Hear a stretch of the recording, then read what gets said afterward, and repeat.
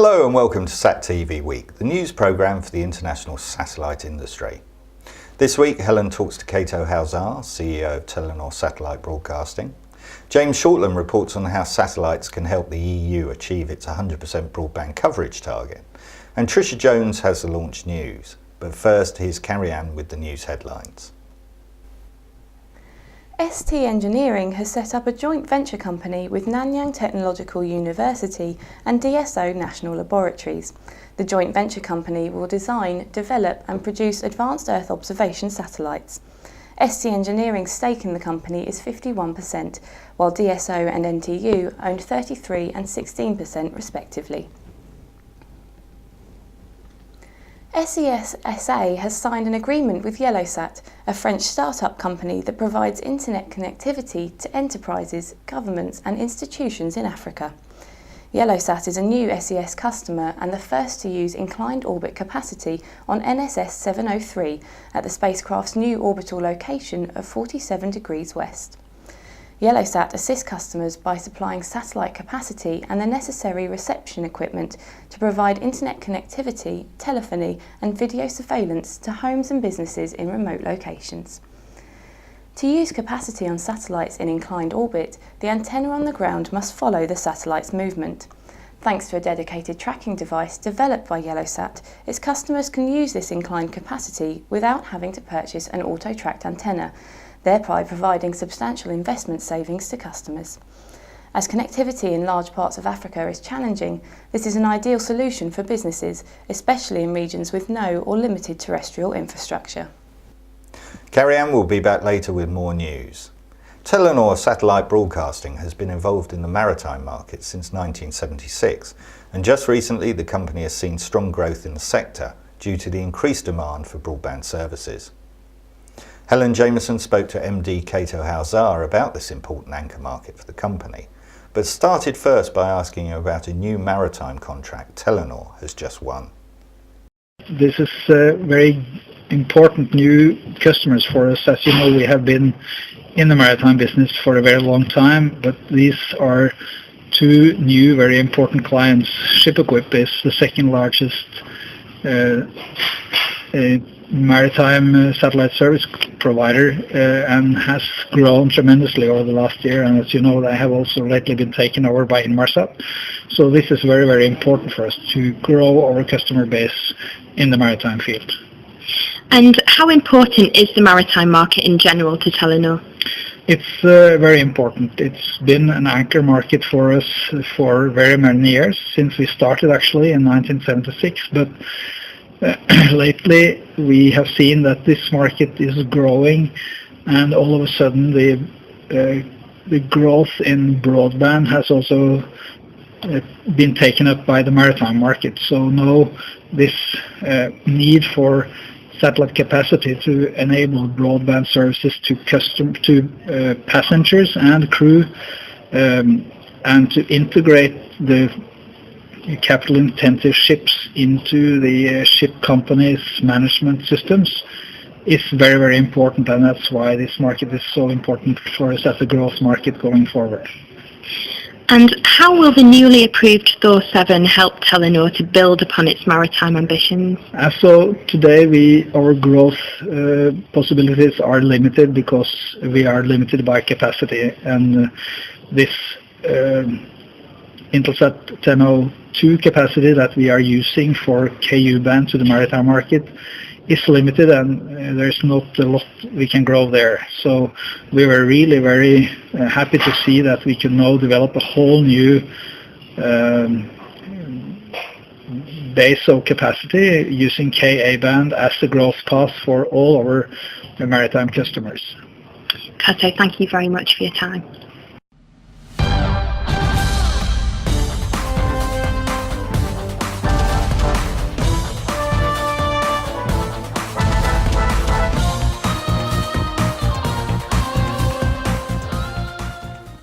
Arianespace plans to launch the first two satellites of Europe's global navigation satellite system on the 20th of October using a Soyuz launcher. The launch will mark Soyuz's inaugural flight from its new launch facilities at the spaceport in French Guiana. The date of the first launch follows a detailed assessment review under the chairmanship of the Director General of the European Space Agency, with the participation of Arianespace and industrial prime contractors. This assessment concluded that the space and ground sector components, as well as operations, will be ready for launch in October. Here's Tricia with more launch news. Yesterday, the Space Shuttle Endeavour touched down at NASA's Kennedy Space Center in Florida after a 16-day mission that added a pioneering experiment to the ISS.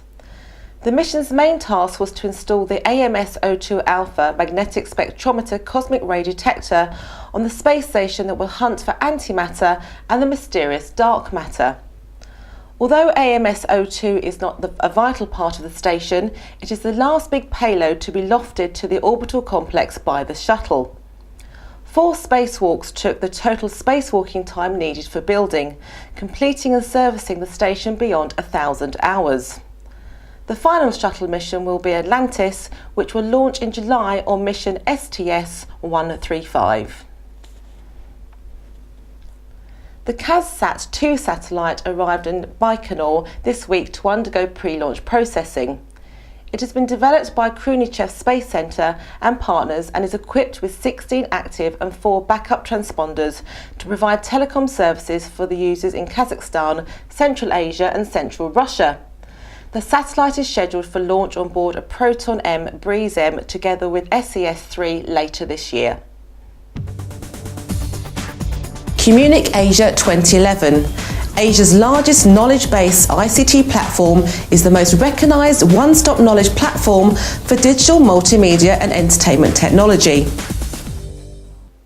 This week, the European Commissioner for Digital Agenda, Neelie Kroes, recognised that satellite can provide a great contribution to deliver the important goal of basic broadband for all, especially for the 10 million underserved households in rural and isolated areas, where wired networks, which work well for the majority, may become prohibitively expensive. James has the story. Speaking at the conference, Every European Digital, the challenge of bridging the broadband gap, the Commissioner said that new satellites offer downloads at 10 megabits per second, which compares well against many of the wired ADSL speeds consumers now receive. In the years to come, we may see speeds significantly higher, a possibility that indicates satellite has a major long-term role to play in delivering higher speed broadband.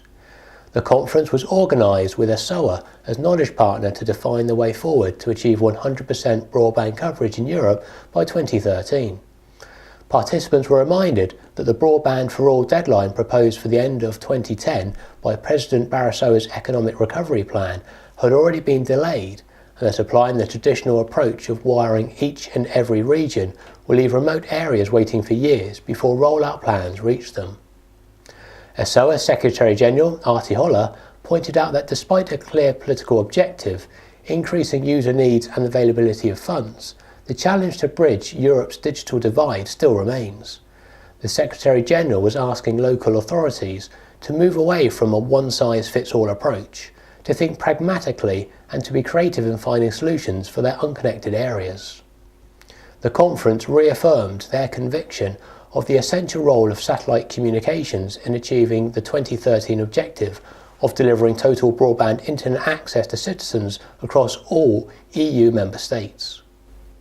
According to MDA, a provider of essential information solutions, RadarSat-2 information will be used by Russia to enhance their ability to provide critical information to support disaster relief, improve the safety of maritime navigation, and increase its ability to monitor and respond to oil spills.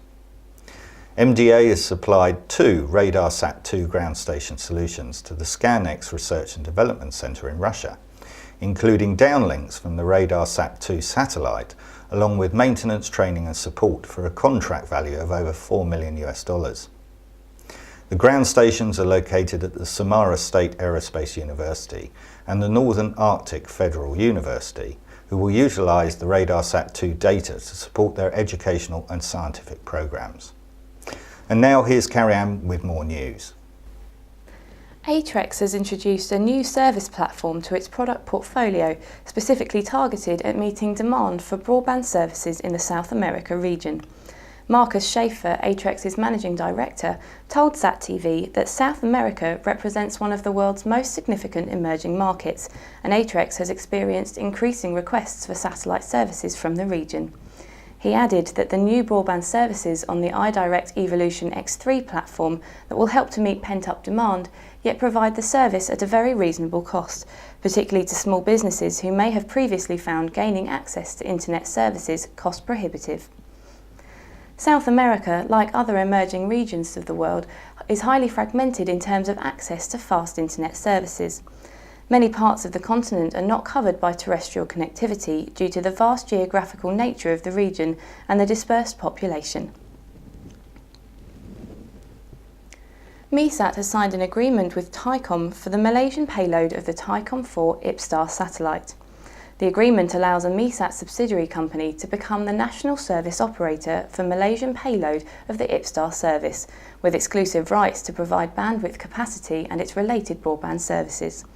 In addition, MESAT satellite systems will secure the existing IPSTAR gateway equipment, which will now be moved to the MESAT Teleport and Broadcast Centre in Cyberjaya. And finally, the fourth ATV to come off the production line will be named after the most famous scientist of all, Albert Einstein.